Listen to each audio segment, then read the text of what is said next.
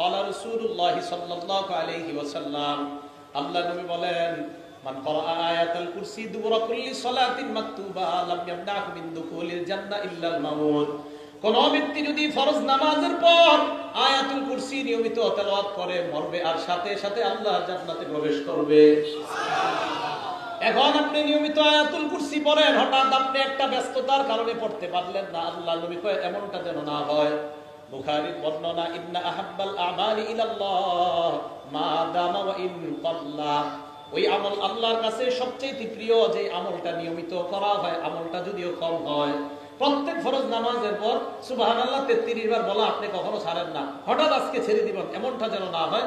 নবীজি বলেন ধারাবাহিকভাবে ভালো আমল করা, এই আমল যদিও কম হয় এটা আল্লাহর কাছে সবচেয়ে প্রিয় আমল। সুবহানাল্লাহ। 3 নাম্বার, ঈমানের উপর থাকা আর ঈমান নিয়ে মরার 3 নাম্বার উপায় ঈমানকে তাজা করা। বলেন ঈমান কি করা? তাজা করা। আন আবি হুরায়রা রাদিয়াল্লাহু তাআলা আনহু قال قال رسول الله সাল্লাল্লাহু আলাইহি ওয়াসাল্লাম, আল্লাহ নবী বলেন, জাদ্দিদু ঈমানাকুম, তোমরা তোমাদের ঈমান নবায়ন করো, ঈমান তোমরা তাজা করো। সাহাবারা বললেন, কাইফা নুজাদ্দিদু ঈমানানা ইয়া রাসূলুল্লাহ, হুজুর ঈমান নবায়ন করব কিভাবে, ঈমান তাজা করব কিভাবে, আমাদেরকে জানা দেন। আল্লাহ নবী বললেন, জাদ্দিদু ঈমানাকুম বিকাউলি লা ইলাহা ইল্লাল্লাহ, তোমরা বেশি বেশি লা ইলাহা ইল্লাল্লাহ আলোচনা করবা, তোমাদের ঈমান আল্লাহ তাজা বানায় দিবেন। তাহলে লা ইলাহা ইল্লাল্লাহর মাধ্যমে ঈমান তাজা করা। লা ইলাহা ইল্লাল্লাহ এমন এক জিকির, আমার মুখের দিকে তাকান, সবাই সবাই তাকান, তাকাইছেন, দেখেন আমার দিকে। লা ইলাহা ইল্লাল্লাহ, ঠোঁট লাগছে নি আমার? দেখেন তো, লা ইলাহা ইল্লাল্লাহ, ঠোঁট লাগছে? এবার আপনারা দেখেন, লা ইলাহা ইল্লাল্লাহ, ঠোঁট লাগছে? এবার মনে করেন আপনারা গল্প করতেছেন, আপনাদের মাঝে আমি আছি, আমি চুপচাপ আছি, দেখেন আমার দিকে তাকান, আমি কিন্তু লা ইলাহা ইল্লাল্লাহ পড়তেছি, দেখতেছেন? এবার দেখেন তো, আপনারা ভাবতেছেন হা করে আছি, আসলে লা ইলাহা ইল্লাল্লাহ পড়তেছি। লা ইলাহা ইল্লাল্লাহ এমন এক জিকির, যে জিকির করলেও মানুষ দেখে না, রিয়া মুক্ত, শিরক মুক্ত একমাত্র জিকিরের নাম লা ইলাহা ইল্লাল্লাহ। সুবহানাল্লাহ। এই দেখেন, এই আপনারা গল্প করতেছেন, আমি লা ইলাহা ইল্লাল্লাহ পড়তেছি, কেউ জানে না। 10 জন গল্প করে আপনি ওই জায়গায় চুপচাপ এমনি থাকেন, লা ইলাহা ইল্লাল্লাহ করবেন, ও জানতেও পারবেন আপনি লা ইলাহা ইল্লাল্লাহ পড়তেছেন, আর আপনার ঈমানের পাওয়ার আল্লাহ বাড়তেছে। এবার সবাই লা ইলাহা ইল্লাল্লাহ করে ট্রাই করে দেখেন তো, ঠোঁট লাগেনি? লা ইলাহা ইল্লাল্লাহ লাগে, ঠোঁট লাগে? হ্যাঁ, এটাই ইখলাসের বাক্য, এটাই কালিমাতুত তাওহীদ। যে এমন এক বাক্য আল্লাহ শিখাইছেন, যেই বাক্য বললে মানুষ জানতেও পারে না, মানুষ আমল প্রকাশ হয় না মানুষের সামনে, এটা হলো লা ইলাহা ইল্লাল্লাহ। লা ইলাহা ইল্লাল্লাহ এমন এক আমল, যে আমল করলে মানুষের সামনে প্রকাশ পায় না, মানুষ জানবেও না আপনি যে জিকির করেন। বাসের মধ্যে বৈশা 10 জন গপ্পবাজি করতেছে, আর আপনি হা করে আছেন, এরা মনে করে হা করে আছেন, আসলে আপনি 100 বার লা ইলাহা পড়ে ফেলছেন। তো 3 নাম্বার ঈমানকে তাজা করা। 4 নাম্বার আল্লাহ ওয়ালাদের মজলিসে যাওয়া। বলেন কার মজলিসে যাওয়া? আল্লাহ। আজকে প্রধান অতিথির নাম কি? গাফফার। কি করে গাফফার? তো আল্লাহ, আল্লামা আব্দুল গফফার সাহেব, কি নাম? হ্যাঁ, দাওরা হাদিস যখন পড়ি তখন হুজুরের কাছে গেছি। দাওরা হাদিস যখন পড়ি তখন কি একটা সমস্যার কথা বলছিলাম, 2 মিনিটে এমন এক পরামর্শ দিয়েছে, সমস্যার সমাধান হয়ে গেছে। আল্লাহ ওয়ালাদের কাছে যাবেন, এটা 4 নাম্বার। ইমানি জীবন, ইমানি মরণের উপর থাকা, আল্লাহ ওয়ালাদের কাছে বেশি বেশি যাবেন। সূরা তাওবা আয়াত নাম্বার 119 আল্লাহ বলেন, ইয়া আইয়ুহাল্লাযীনা আমানুত্তাকুল্লাহা ওয়া কুনু মা'আস সাদিকিন, হে ঈমানদারগণ তোমরা তাকওয়া অবলম্বন করো, তোমরা আল্লাহকে ভয় করো, ঈমানদারদের আর তোমরা সত্যবাদীদের সাথে তোমরা থাকো, নেককার মানুষের সাথে তোমরা থাকো। সহিহ বুখারীর বর্ণনা 2101 নম্বর হাদিসে আল্লাহ নবী বলেন, মাসালুল জালিসিস সালিহি ওয়াল জালিসিস সুই কামাসালি সাহিবিল মিসকি ওয়া কিরিল হাদ্দাদ, ভালো মানুষের সাথে উঠা বসা করার দৃষ্টান্ত হলো আতর বিক্রেতার মতো। বলেন, ভালো মানুষের সাথে উঠা বসার দৃষ্টান্ত কার মতো? আতর বিক্রেতার মতো। খারাপ মানুষের সাথে উঠা বসার দৃষ্টান্ত হলো কামারের মতো। কার মতো? কামারের। আল্লাহ নবী বলেন, লা ইয়াদুকা মিন সাহিবিল মিসকি, আতর বিক্রেতার কাছে যদি তুমি যাও তোমার কোনো লস নাই। 1 নাম্বার, ইম্মা আন তাশতারিহি, পকেটে টাকা থাকলে আতর কিনবা, যদি টাকা না থাকে আওতাইদু মিন রিহান তাইয়্যিবা, ফিরি ফিরি আতরের ঘ্রাণ পাইবা। আতর বিক্রেতার কাছে গেলে টাকা থাকলে আতর কিনবা, না থাকলে ফিরি ফিরি আতরের ঘ্রাণ পাইবা। আল্লাহ ওয়ালাদের কাছে গেলে হয়তো আল্লাহ ওয়ালা হইবা, আর যদি আল্লাহওয়ালা হইতে না পারো, আল্লাহওয়ালাদের ঘেরান পাইবা কিভাবে? আল্লাহওয়ালা হওয়া যায় জানতে পারবা। এই জন্য একদিন যাও, 2 দিন যাও, 3 দিন যাও, বারবার যাও আল্লাহওয়ালাদের কাছে। যাইতে যাইতে এক পর্যায়ে আল্লাহওয়ালা হয়ে যাইবা। আতর বিক্রেতার কাছে গেলে লস নাই, হয়তো আতর কিনো, টাকা নাই হুজুর, তো আতরের গ্রাম নাও। আল্লাহওয়ালাদের কাছে গেছো, একদিন চান্স পাই নাই হুজুর, আরেকবার যান, চান্স পাই না হুজুর, আরেকবার যান। ওই যে যাওয়ার পরে দেখবেন উলামায়ে কেরাম ভরপুর ওই আল্লাহওয়ালার দরবারে ভিড় করতেছে। এই এদেরকে দেখতে দেখতে আপনার ঈমানি পরিবর্তন আল্লাহ দিয়ে দিবে। এই জন্য আল্লাহওয়ালাদের কাছে যাওয়া। আর কামারের দৃষ্টান্ত রাসূল বলেন, ওয়া আম্মা সাহিবুল হাদ্দাদ, কামারের কাছে যদি তুমি যাও, ইম্মা ইউহরিকু বাদানাক, হয়তো তোমার শরীর জ্বালিয়ে দিবে, আও ইউহরিকু সাওবাক, অথবা তোমার কাপড় জ্বালিয়ে দিবে।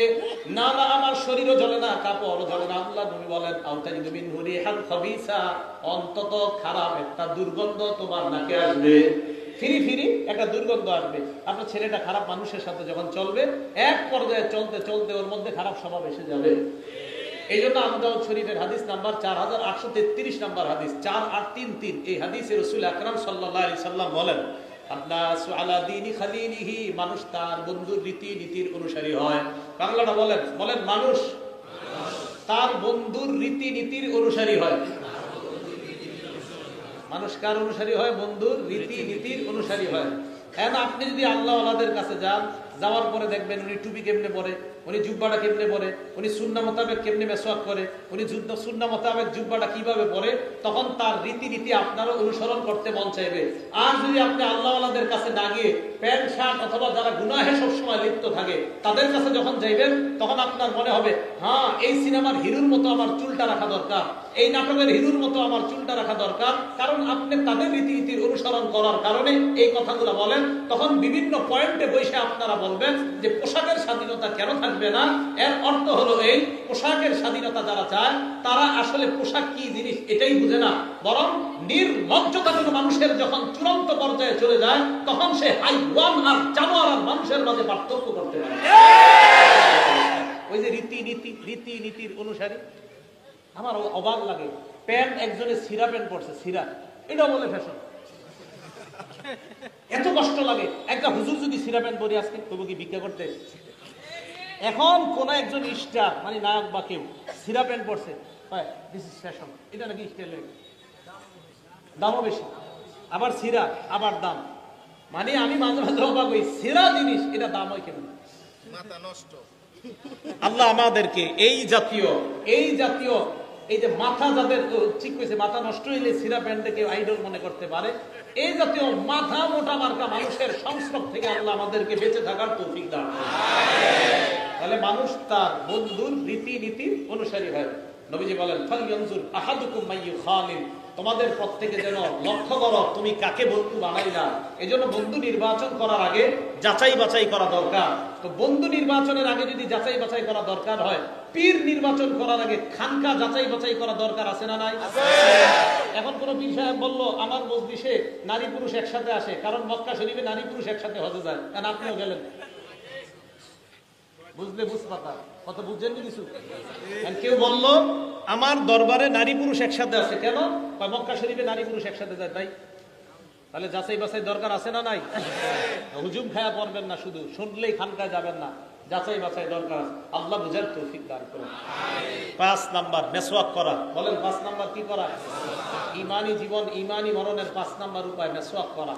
ক্বালা রাসূলুল্লাহ সাল্লাল্লাহু আলাইহি ওয়াসাল্লাম, সহিহুল জামি হাদিস নাম্বার 375 নাম্বার হাদিসের বর্ণনা। আল্লাহ নবী বলেন, উমিরতু বিসওয়াক হাত্তা খাশিতু আন আদরাদা, আমাকে মেসওয়াকের ব্যাপারে এত আদেশ করা হয়েছে, এক পর্যায়ে আমি আশঙ্কা করলাম না জানি মেসওয়াক করতে করতে আমার দাঁতগুলা ভেঙে যায়।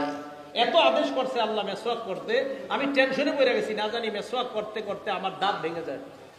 সহিহুল জামি হাদিস নাম্বার 376 নাম্বার হাদিস। ক্বালা রাসূলুল্লাহ সাল্লাল্লাহু আলাইহি ওয়াসাল্লাম, আল্লাহ নবী বলেন, উমিরতু বিসওয়াক হাত্তা খাশিতু আইয়ুকতাবা আলাইয়া, আল্লাহ আমাকে মেসওয়াকের ব্যাপারে এত বেশি বলছে, আমি আশঙ্কা করলাম না জানি মেসওয়াক আমার উপর ফরজ করে দেওয়া হয়, এই আশঙ্কা করলাম। সহিহ বুখারী হাদিস নাম্বার 887 নাম্বার হাদিস, 887 এবং 888 দুটোর হাদিস মেসওয়াকের সম্পর্কে। ক্বালা রাসূলুল্লাহ সাল্লাল্লাহু আলাইহি ওয়াসাল্লাম, আল্লাহ নবী বলেন, লাউলা, নবীজি বলেন লাউলা আন আশুক্কা আলা উম্মতি, আমি যদি আমার উম্মতের জন্য কষ্টকর মনে না করতাম, লা আমারতু বিসিওয়াক মা কুল্লি সালাত, আরেক বর্ণনায় ইনদা কুল্লি সালাত, আমি আমার উম্মতকে বলতাম 5 ওয়াক্ত নামাজের আগে যেন তারা মেসওয়াক করে নেয়। আম্মা জান আয়েশা সিদ্দিকা বলেন, বুখারীর বর্ণনা, আল্লাহ নবী ইন্তেকাল করবে একটু পরে আল্লাহর নবী আমার বুকের উপর তার মাথা মুবারক, আম্মা জান আয়েশা বলেন, আস্তাতুহু ইলা সাদরি, আল্লাহ নবীর আমার বুকের সাথে হেলান দিয়ে বসায় রাখলাম। ইতিমধ্যে আব্দুর রহমান আমার ভাই ঘরে আসছে। আব্দুর রহমানের হাতের মধ্যে সিওয়াকুর রতবুন, একটা নরম মেসওয়াক, ভিজা মেসওয়াক। নবী কথা বলতে পারে না, তো নবীজি এইভাবে কষ্ট করে তাকাইছে আব্দুর রহমানের দিকে। আম্মা জান আয়েশা বলেন, আমি ইশারায় জানতে চাইলাম এটা লাগবে কিনা। নবীজি মাথায় বুঝাইলেন, হ্যাঁ মেসওয়াকটা লাগবে। তো মেসওয়াক যখন লাগবে, এটা যখন রাসূল সাল্লাল্লাহু আলাইহি সাল্লাম প্রকাশ করলেন, তো নবীজি সাল্লাল্লাহু আলাইহি সাল্লাম এটা প্রকাশ করার পর আম্মা জান আয়েশা সিদ্দিকা রাদিয়াল্লাহু তাআলা আনহা বলেন, আমি মেসওয়াকটা নরম করলাম আমার দাঁত দিয়ে, নরম করে নবীজির দিলাম। মন দিয়ে বুঝেন যে আমি আমার গর্ব করে বলি যে আমি রাসূল সাল্লাল্লাহু আলাইহি সাল্লাম ইন্তেকালের আগে আমার থুতু আর নবীর থুতু মোবারক আল্লাহ এক করে দিয়েছেন। আম্মা জান আয়েশা বলেন, মা রাআইতু রাসূলুল্লাহি সাল্লাল্লাহু আলাইহি সাল্লাম ইস্তান্না ইস্তিনানান আহসানা কাত্তু, ওই দিনের চাইতে এত সুন্দর করে মেসওয়াক করতে আর আমি কখনো দেখি নাই। নবী এত সুন্দর করে মেসওয়াক করতেন। তাহলে কি বোঝা যায় বলেন তো? মেসওয়াক নবীজির জিন্দেগীর শেষ আমলের নাম কি? মেসওয়াক। করবেন তো সবাই ইনশাআল্লাহ? না আসলে করবেন না মনে হয়, করবেন ইনশাআল্লাহ? আসলে করবেন? সব সামনের যারা হাতগুলো তুলে রাখেন, আরেকটা হাদিস শোনাই, এই নাসাই শরীফ খুললে 3, 5, 8 সবগুলো মেসওয়াকের সম্পর্কে। আবু মাসউদ রাদিয়াল্লাহু তাআলা আনহু বলেন, আমি নবীজির ঘরে গেলাম, যাওয়ার পর ওয়া ইস্তানু, নামাজ ছাড়াও এমনি নবীজি মেসওয়াক করতেন। ঘরে যাওয়ার পর দেখি মেসওয়াক করতেছে, ও হুয়া ইয়াকুলু আ আ, আল্লাহ নবী মেসওয়াক দিয়ে আ আ করতেছে। সুবহানাল্লাহ। আমার আটা যদিও সুন্দর হইতেছে না, আমার নবীরটা অবশ্যই সুন্দর ছিল। নবীজি সাল্লাল্লাহু আলাইহি সাল্লাম আ আ করতেছিলেন, আমি গিয়ে দেখলাম। আম্মা জান আয়েশা সিদ্দিকাকে একজন প্রশ্ন করছেন, এটাও নাসাই শরীফের বর্ণনা। আম্মা জান, নবী যখন ঘরে আসতেন সর্বপ্রথম কি করতেন? আজকে এই মাহফিল থেকে যারা ঘরে যাবেন সর্বপ্রথম যদি ওইটা করেন তাহলে কোন হাদিসটা করবেন? আম্মা জান আয়েশা সিদ্দিকাকে প্রশ্ন করলাম, আম্মা জান, বিমাযা কানা ইয়াবদাউন নবী সাল্লাল্লাহু আলাইহি সাল্লাম ইযা দাখালা বাইতা, নবীজি যখন ঘরে আসতেন সর্বপ্রথম কি করতেন? আম্মা জান কয়, আর কি করতেন? আয়েশাই মেসওয়াক করতেন। তাহলে আজকে ঘরে গিয়ে মেসওয়াক করবেন তো ইনশাআল্লাহ? ঘরে গিয়ে প্রথম আমল মেসওয়াক করা। আব্দুল্লাহ ইবনে ওমর বালিশের পাশে মেসওয়াক রাখে, দেখেন আমার দিকে ঘুমাইতেছে, ফাইদাস্তাই কজা ইস্তাকা, জাগ্রত হইছে মেসওয়াক করছে, আবার ঘুমাই রইছে। ফাইদাস্তাই কজা আল জামিউস সগীর, ইমাম সুয়ুতী রাহমাতুল্লাহ আলাইহি হাদিস টানছেন, ফাইদাস্তাই কজা ইস্তাকা, আবার জাগ্রত হইছে, আবার মেসওয়াক করছে। আব্দুল্লাহ ইবনে ওমর এইভাবে মেসওয়াক রাখতেন, যখনই জাগ্রত হতেন তখনই মেসওয়াক করতেন, যখনই জাগ্রত হতেন তখনই মেসওয়াক করতেন। ওলামারা ছাড়া অন্যরা এইভাবে হাত বাঁধেন। মনে করেন নামাজে আছি আমরা, নামাজে কেরাত করি না আমরা? নবী সাল্লাল্লাহু আলাইহি সাল্লাম বলেন, তোমরা যখন নামাজে কেরাত করো, ওয়াদু আমালাকুল ফাতু আলা ফিহি, তুমি কেরাত যখন করো একজন ফেরেশতা তার মুখটা তোমার মুখের সাথে লাগায়। সুবহানাল্লাহ। একজন ফেরেশতা তার মুখটা তোমার মুখের সাথে লাগায়। তো লাগানোর পর তুমি যখন তেলাওয়াত করো, তোমার মুখ থেকে যা বের হয়, লা ইয়াদখুলু মিন ফিহি শাইউন ইল্লা ওয়াদা ইল্লা দাখালা ফামাল মালাকি, তোমার মুখ থেকে যা বের হয় বের হয়ে ফেরেশতার মুখ দিয়ে তার পেটে ঢুকে। সুবহানাল্লাহ। আর কথা হলো এই হাদিস কি লিখে শোনাইলাম, নবীজি কয়, এ উম্মত তোমার কি একটু লজ্জা শরম করে না? তাই কি? তাইয়িবুহা বিসওয়াক, মুখটা মেসওয়াকের মাধ্যমে পবিত্র রাখো, যেন ওই মেসওয়াক ওয়ালা কেরাতের শব্দগুলো ফেরেশতার মুখে যায়। সুবহানাল্লাহ। করবেন তো ইনশাআল্লাহ? আল্লাহ সকলকে তৌফিক দান করেন। ভাই এসে পড়ছে, আল্লাহ আমাদের সকলকে যা বললাম, যা ও আচ্ছা তো একটু 5 নাম্বার বললাম মেসওয়াক করা, 6 নাম্বার গোপনে দোয়া করা। 6 নাম্বার কি করা? গোপনে দোয়া করা। গোপনে আল্লাহরে বলবেন, আল্লাহ আমি যেন ঈমানের সাথে মরতে পারি, এই দোয়া করা। আল্লাহ তৌফিক দান করেন। আমিন। ওয়া আখিরু দাওয়ানা আনিল হামদুলিল্লাহি রাব্বিল আলামিন। এখানে আসছেন ভালো, মসজিদে যাবেন না। আসসালামু আলাইকুম ওয়া রাহমাতুল্লাহি ওয়া বারাকাতুহু।